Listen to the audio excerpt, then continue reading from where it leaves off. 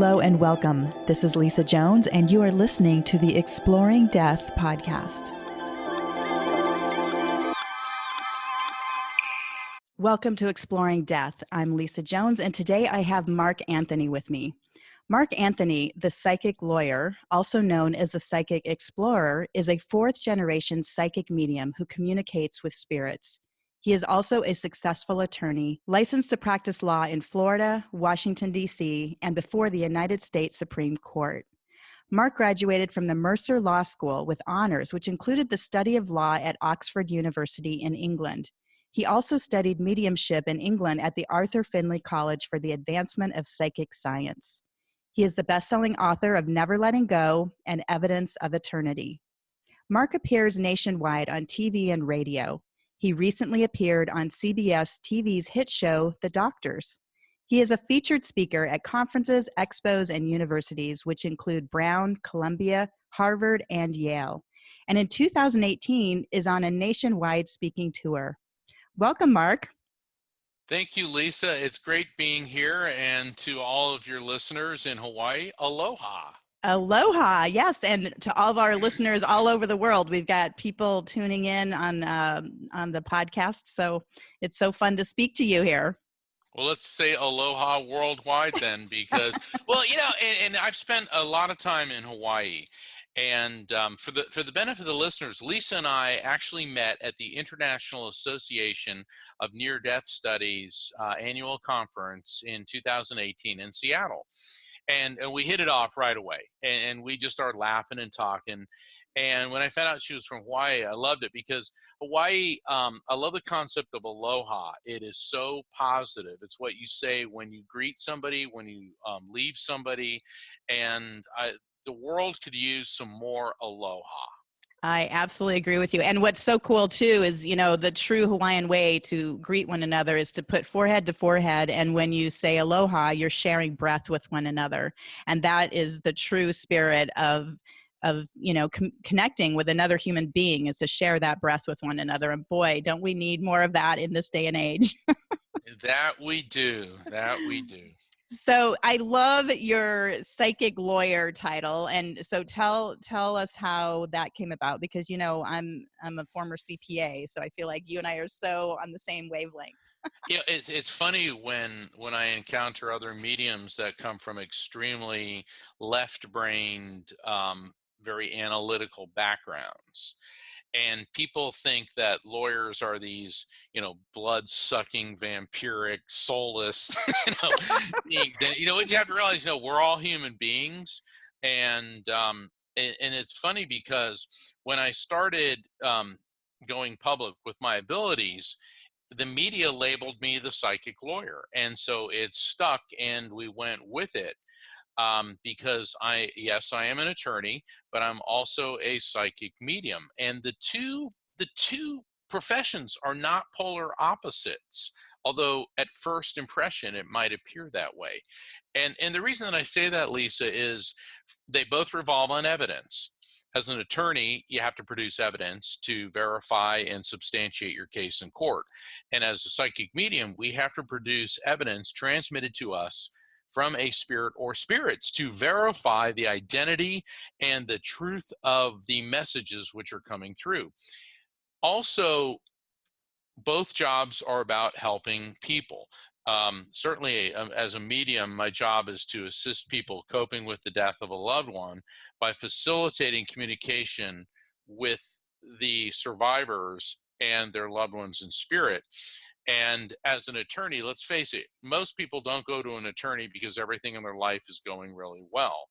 You go because you've been arrested, you've been in an accident, you've been injured in some way, or someone's taken advantage of you. And what attorneys do is help people cope with some pretty difficult life-changing events. Wow, that is so true. And it's kind of funny with the CPA thing too, because I was kind of bummed that, you know, I was going to be walking away from my certified public accountant title, as it, you know, took me a lot of work to get there and everything. But then the angels or my spirits that talked to me said, well, don't worry, Lisa, you're still a CPA, but now you channel people's angels rather than being a certified public accountant. So I kind of like the their little joke about that. And also they said they're a lot easier to get a hold of than the IRS, which I can definitely attest to. And a lot nicer too. Well, that's true. You always get But if the when IRS is listening, we love you. we love Sending love you. and light. That's true. And I think I would love to talk about the humor of spirit, because that's what I find always so enlightening. Well, not, I guess, yes, enlightening, but also just so lightening up of, people think spirits are dark and gloomy and all this stuff, but I find They're that they're hilarious. hilarious. They are so funny. They're the best comedians that I've ever encountered. And when I just let them flow through me, I mean, the things that come out of my mouth just are hilarious. Oh, I have so many examples of things where spirits have transmitted things that were just hysterical. And people come and they see you and they're grieving, and then all of a sudden, well, all right, I got an example. I was in New York City and I was in front of all these people. It was about, two, 300 people. And there's this lady on the front row and her husband came through, and and I call her Edna, okay, and her husband Herb came through, and I was giving her all types of evidence. I mean, his name, how he died, all this. She goes, "But I need to know that it's really him."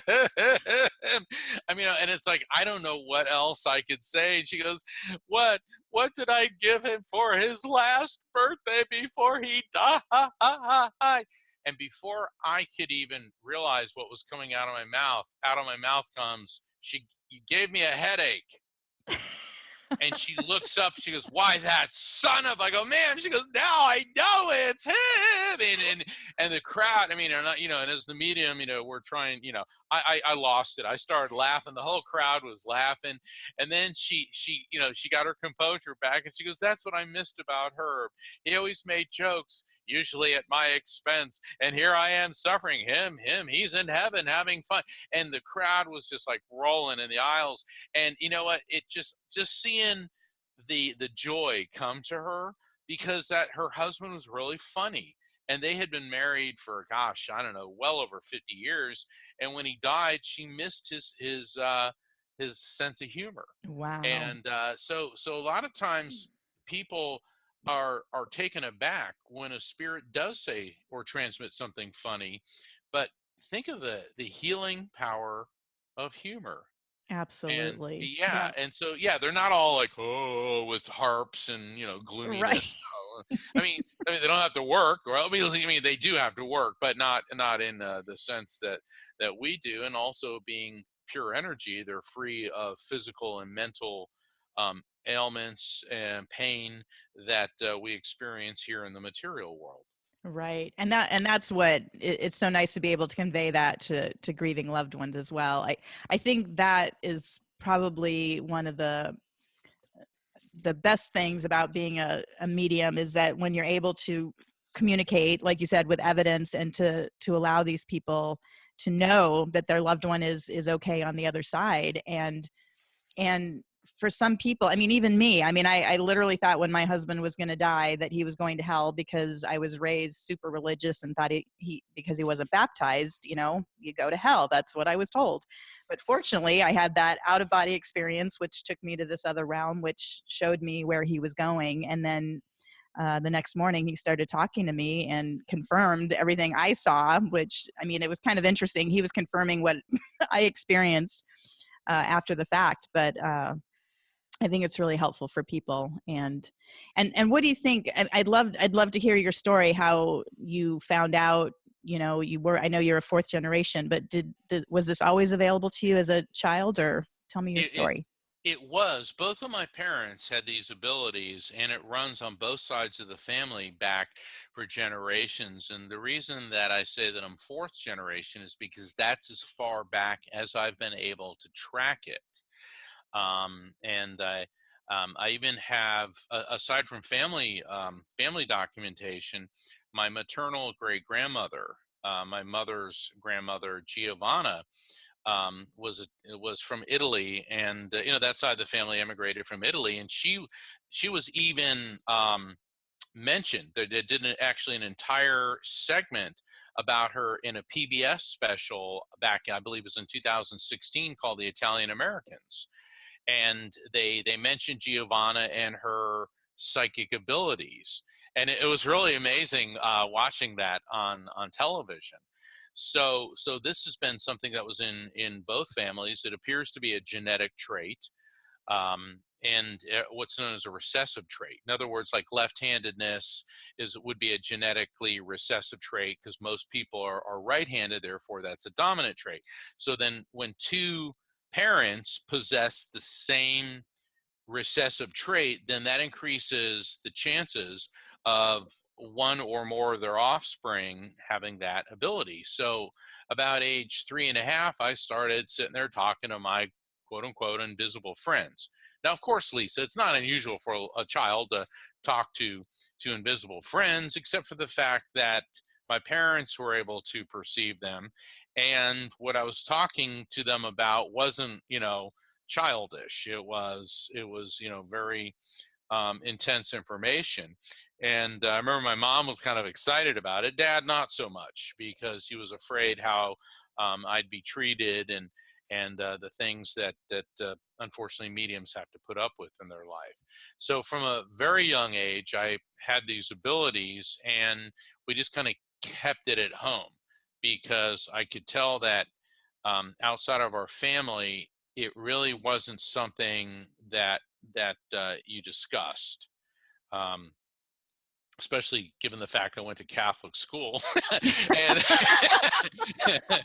and Right. what's interesting about that, Lisa, is when I started studying a lot of the popular saints, they exhibit what we now would call psychic and mediumistic abilities. So, hundreds of years ago, if you had these abilities and you ended up joining the clergy, then it was ordained by the church because you were receiving visions of the Holy Spirit.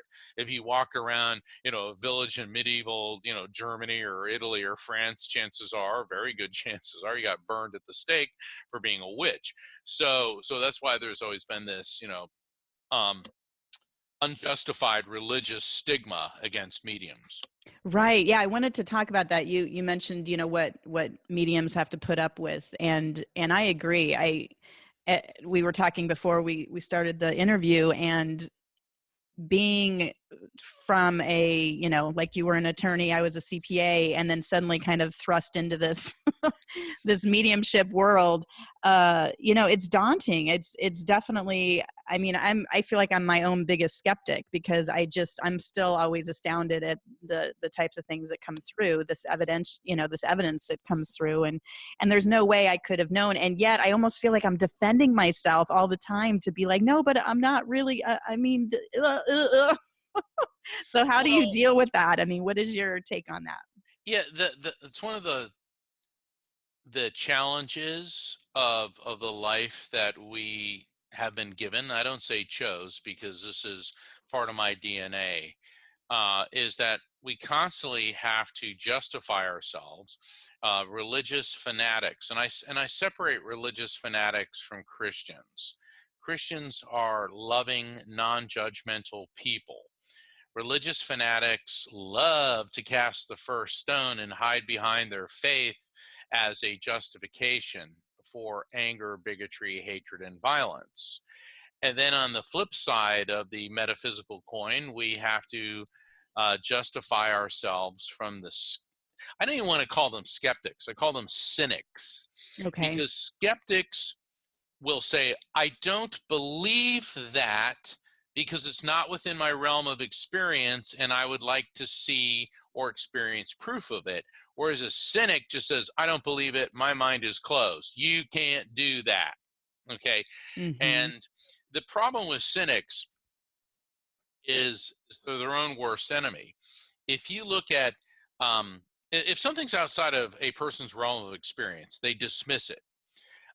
In the year 1850, radio waves were a theory. Of course, cynics were saying that it was fantasy, science fiction at best.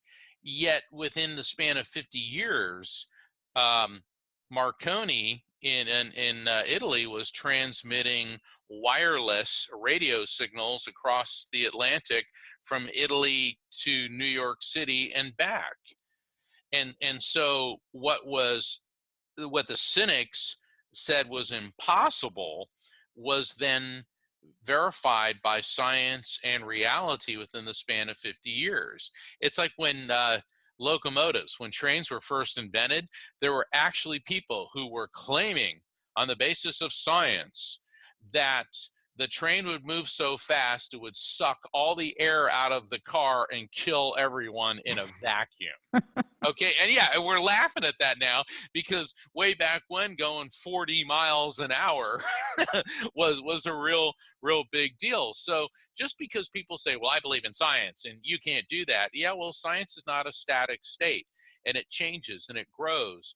And the fact that we can do what we do is based on electromagnetic energy, frequency, and our ability to align our brainwave frequency with that of another dimension. And that is not fantasy. This is what happens. We can't make this stuff up.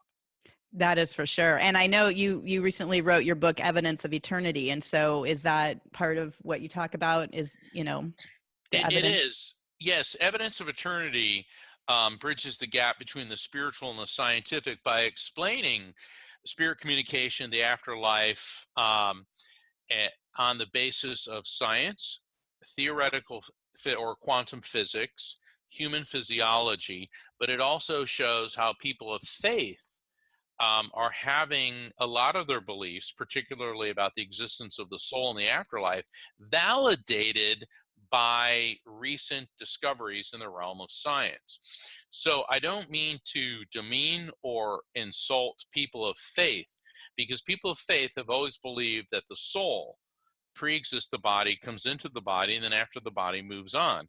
And that ties into the debate which has been going on for thousands of years in intellectual circles. What came first, the consciousness or the brain? And the scientific community is saying, well, consciousness is created by the brain. And whereas people of faith are saying, well, consciousness is what your soul is, and it exists independently of the brain. And what's really cool about the scientific skeptics is, I've discussed this with our colleague Eben Alexander. He said, look at a book on neuroscience. There's maybe 500 pages explaining functions and processes of the brain, but barely a paragraph about consciousness, because scientists cannot explain how a lump of gray matter floating in salt water, meaning your brain, creates consciousness, who you Right. are, your sense of self. Hmm. Amazing. And I also know that there's just more and more evidence about, say, near-death experiences. At the conference we were at, there were several studies that have been going on where they're verifiable. I guess it was heart attack victims. Is that right? That they've, done a statistical analysis, and there's so many people that are having these near-death experiences, quote unquote, that have left the body, and the body is actually brain dead, and there's no brain waves, there's no heart waves, and and yet they all come back with very similar experiences. And Right. science, there's no way to explain it other than that there is a consciousness beyond the brain and the body. Exactly. And the skeptics say that a near death experience is a function of the dying brain. However, um, near death experiences happen regardless of the cause of death, regardless of whether drugs or alcohol were involved. They happen in children who have no understanding of what a near death experience is, yet children, and I was one of those children when I was about 4. I had an NDE that experienced things that are beyond a child's realm of experience. And then, of course, there's the studies that I know Dr. Raymond Moody has done, but also Dr. Kenneth Ring, both very eminent near-death experience researchers, with people who've been blind since birth. And people who are blind since birth die, they have a near-death experience, they come back, and they give a visual account of their experience. So if an NDE, near death experience, an NDE is a byproduct of a dying brain, then a dying brain would only be able to draw upon what is already in it. And if you have never seen anything your entire life, why is it would you then have a visual account of the experience? Exactly. Wow. That's powerful. I got chills as soon as you said that. I was like, whoa, that's really very convincing, obviously, to have a blind person talk about vision when they've never had that experience in their life.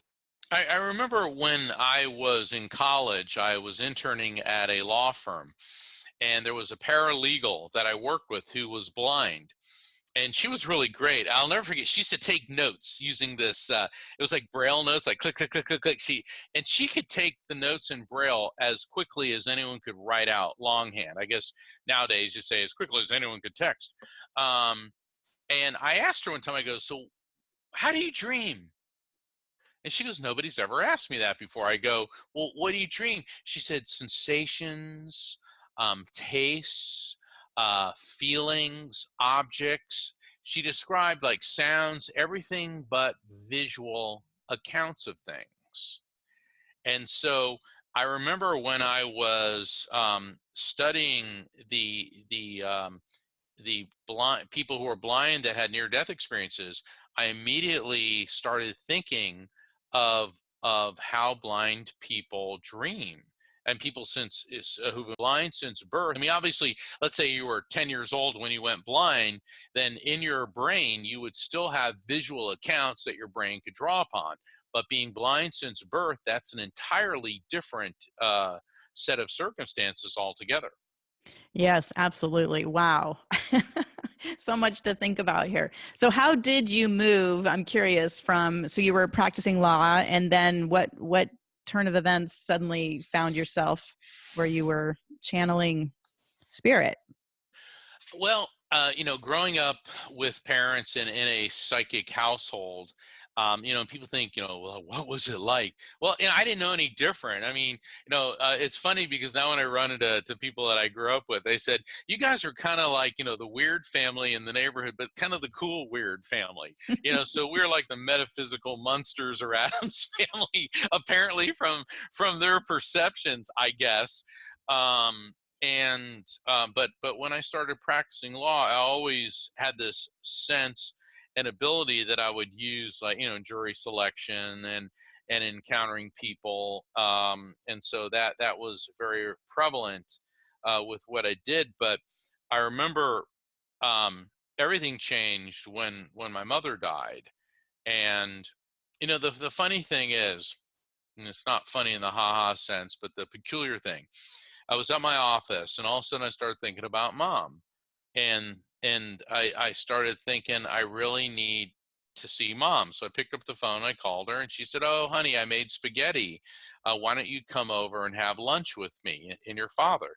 And my office wasn't that far, so I drove over and had really nice spaghetti lunch with my mom and dad. And mom hugged me and she looked at me and says, "Mark, I'm so happy that you have been my son and I love you very much." I said, "I love you too, Mom."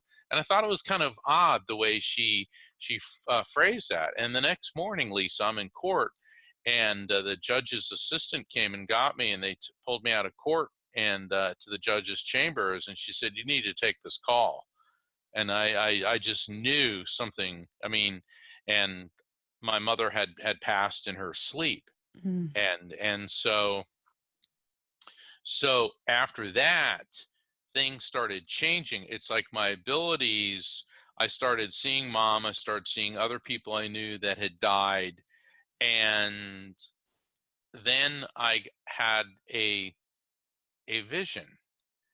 And the vision was, you have been given the gift of mediumship in your life, and you were born with this so that you would not be crushed by grief. But now you must use that ability to help those who are suffering with their grief. And it became very apparent at that point that my life was going to change. And the next thing I knew, I started writing my first book, Never Letting Go. And when Never Letting Go was published, I started touring, promoting it, and then I'm doing this full time now. So, Wow. so it's like the door open, and there's that old saying: some doors close and other doors open. This door opened, and spiritually, I got shoved right through it. Right.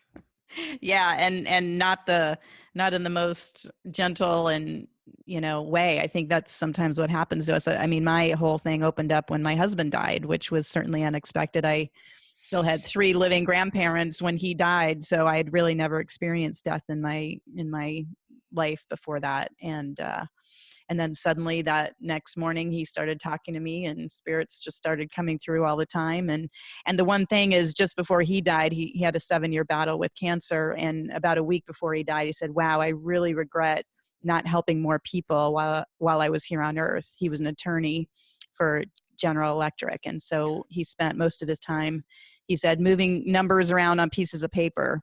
And so, and he was 44 when he died. And it wasn't until I approached my 44th birthday that I realized I was still working at a hedge fund as a CPA. And I said, "Oh, good Lord, I'm still moving numbers around on pieces of paper. I've got to help more people." And then within, I don't know, a few months of me quitting my job, I was on stage and channeling passed away loved ones, for 150 people. And then next year, 500 people showed up. So like you said, it just kind of, you get shoved through it, whether you want to or not.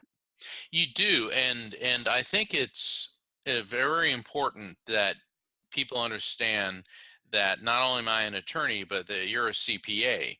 We have very high level degrees and a significant amount of education. We're not these, airy fairy, oh, the spirits come to me and everything's like groovy.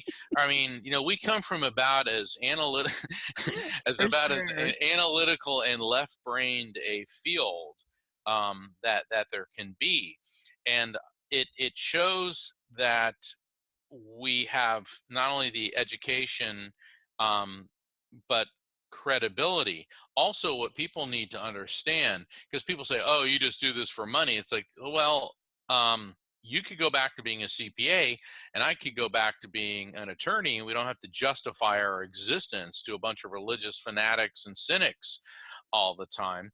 But there is something much larger at stake, and what it is, as evidential mediums, we're here to help people understand the continuity of life, and that the energy of who we are, you can call it consciousness, spirit, soul, electromagnetic field in your brain, whatever label you want to call it, who you are lives on after physical death. And this is very important for people in the material world to understand, because when you lose a loved one, it is crushing. It doesn't matter how prepared you think you are. Like your husband was dying of cancer, you knew it was coming, but you still Right. weren't prepared for it. Not at all. Okay, not at all. And then there's, the shockers, like parents that, their child gets killed unexpectedly, and nothing could ever prepare anyone for something as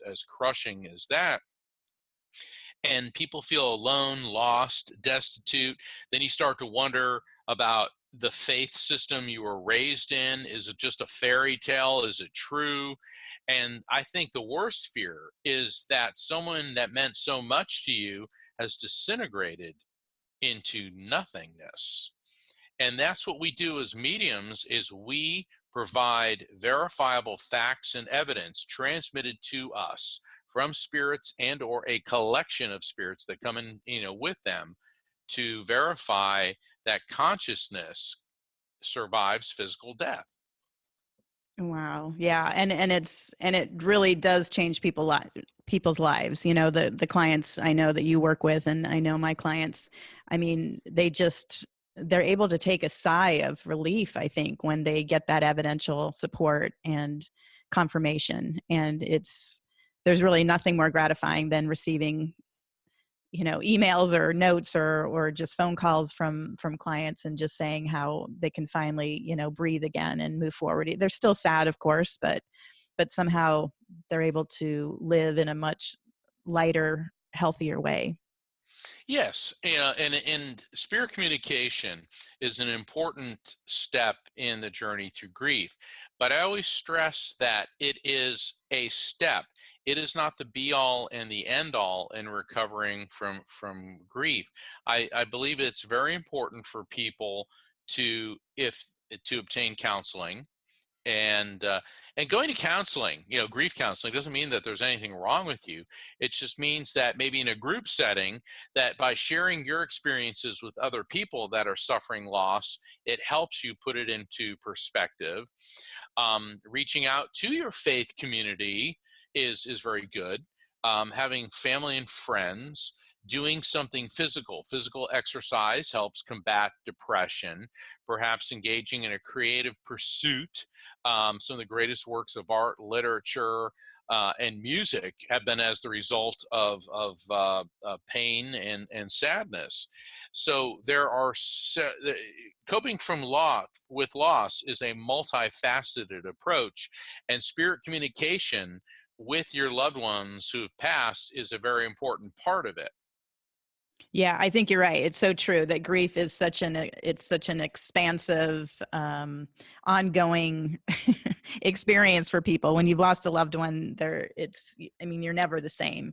But and there's many ways that you can help, at least self care, to help yourself move on. And you're right. I think communicating is certainly not the be all end all, but it's a nice little extra bonus if it happens to be able Have to. you, yeah, Lisa, let me ask you this. Have you ever Yeah. had people say to you, I don't know how that would help me? Yes, for sure. Yeah, that always astounds me. So, I mean, how would talking to their spirit help me? I had one person say, well, I don't know what I'd say to my parents. And all I was thinking is, how about you don't say anything and just listen? You know, I mean, sometimes when mouth is running, brain not engaged. That always astounds me when people say, "I don't know how that would help me." Right. Like, well, Right. then don't do it. Okay. But the fact is, as much as people say, "Oh, I don't know how that will help me," I've had many people who said that at one time, then come to me for a reading because they were in such a profound state of grief. They needed something to reassure them, something Right. to validate their belief system, and something for them because now they're facing their own mortality. And for a lot of people, the thought of the void of non existence is terrifying.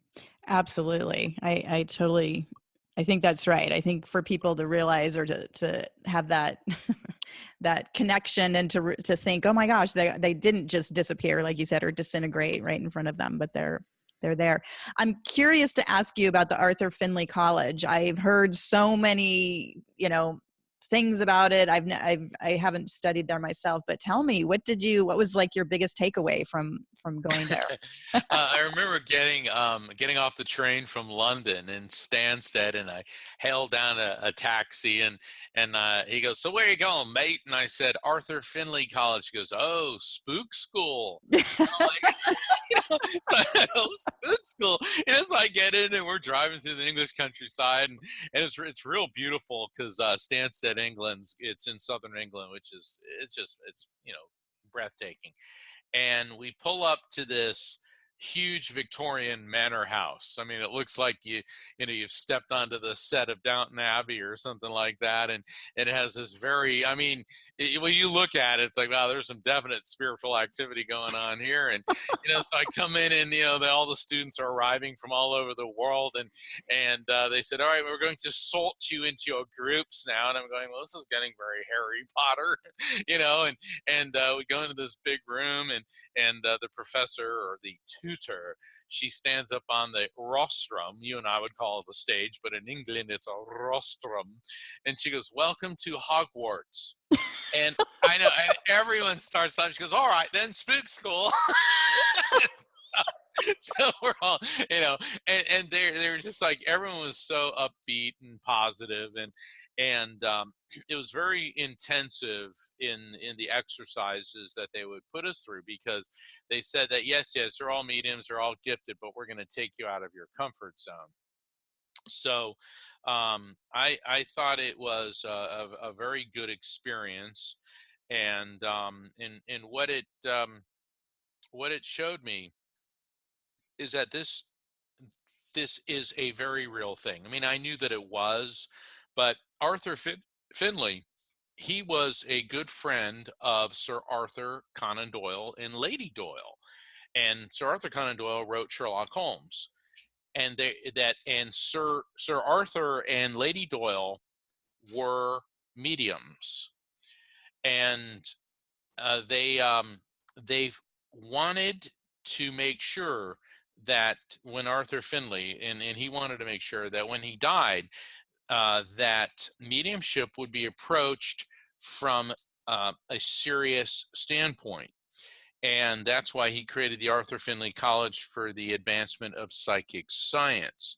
And that's why British evidential mediumship, to me, sets the standard, which is why I wanted to study it. But because anyone can say your grandmother's here and she loves you, okay, and which is very nice to hear. But let's get some more facts and evidence that the medium couldn't possibly make up. Right, for sure. And so they run you through exercises that help you solidify that information.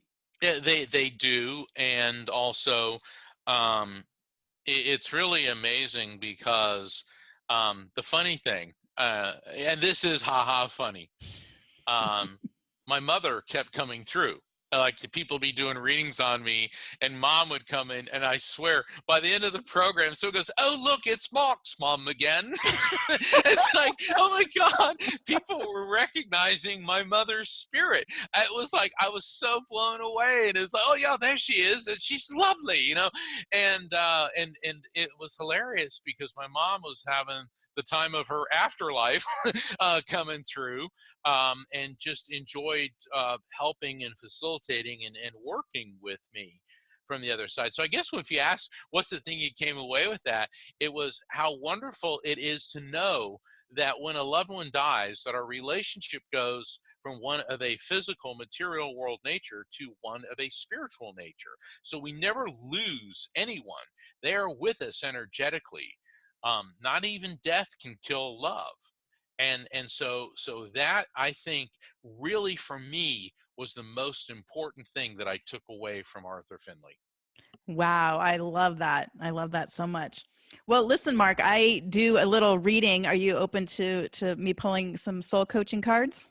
Absolutely. All right. Let me give them a little shuffle here, and And what's fun about this is I know you mentioned you do it, so this is not a planned thing. right. And for the benefit of the listeners, other than like my bio, which anybody could read on my website, Lisa doesn't know anything about me. I mean, we talked at IANS, but you don't know about my childhood, family, career objectives, all that stuff. Right. Well, and again, this is kind of maybe like I had mentioned also maybe a little more airy fairy than evidential, but Oh, so that's fine. but we'll see. We'll see. Okay. Well, so the first card, I do 3 cards, and the first card's always the blockage card. And so the card that came up is silence. And so what I'm getting for that is, it's like there's so much. Let me just see here. It's like what I'm getting is that you haven't had a period of time that you're able to just find, silence for yourself. It's like this never ending. I mean, kind of ever since you've been pushed through that door, like you said, it's just been this constant getting out there and, sharing and really helping those that are grieving. But there's something about you having some time to just reflect and find that silence within, and that's something that would be helpful.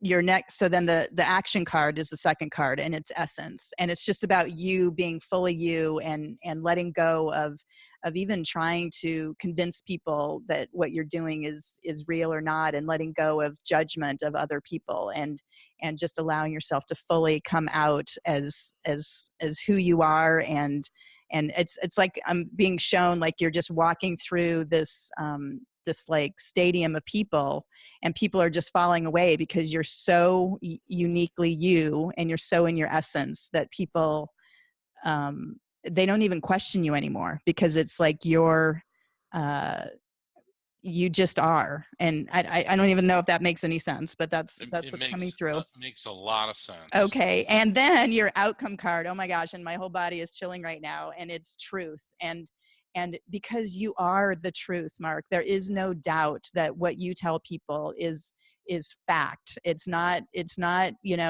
like, again, there's going to be those people that are not believing and are not, wanting to support whatever it is you do, but you are truth, and there is nobody, and this is straight from spirit, that has more integrity about what they do than you do.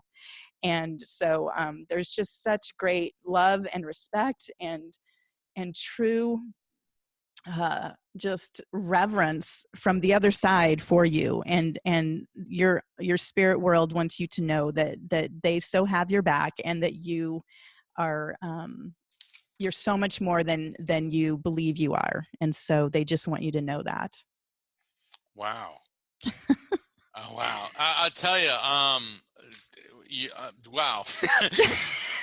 The funny, yeah, I mean, all of those have resonated so deeply with me. It's amazing when you talk about the blockage with the silence. Yes. It's like I'm on tour constantly, which I absolutely love. But I was thinking recently, a good friend of mine's a meditation teacher, and he does these meditation trips to India. And it's like, I was talking to him, I go, I'd really like to be able to go with you to India. And he goes, well, he goes, I'm booked up in 2019. It's like, I am too. He goes, but 2020's open. And it's like, okay, I need to do my George Harrison, you know, escape to India type of thing. And I was thinking how that would be really wonderful. So yeah, and the action, oh my gosh, you're totally on point with that, and the outcome is very humbling. It is Yes.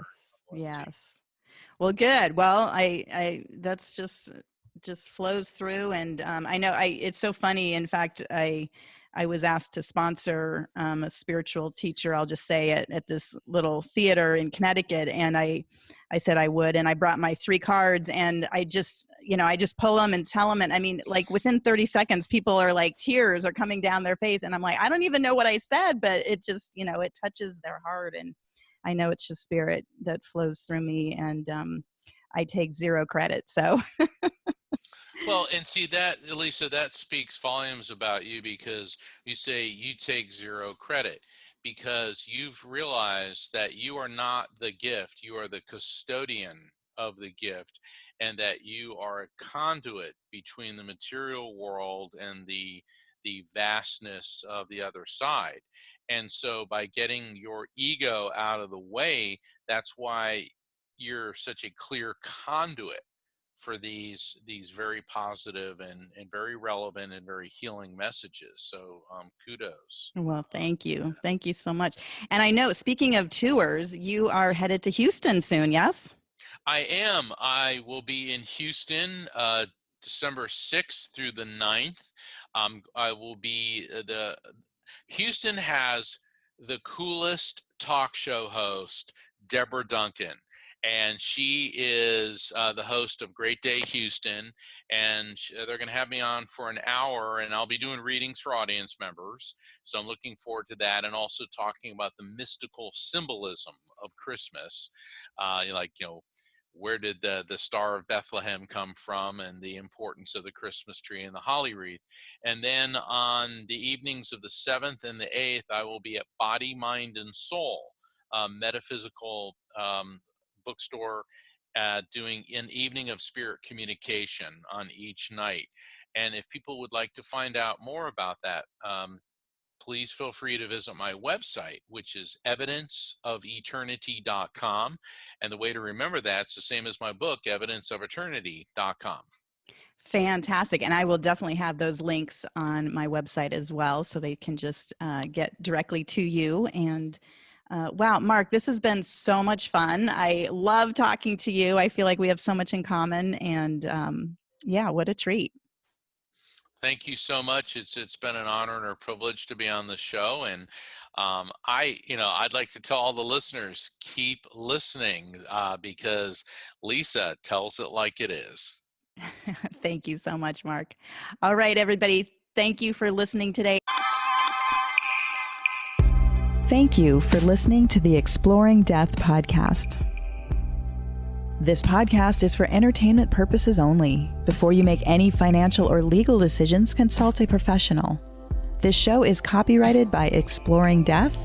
Written permission must be granted before syndication or rebroadcasting.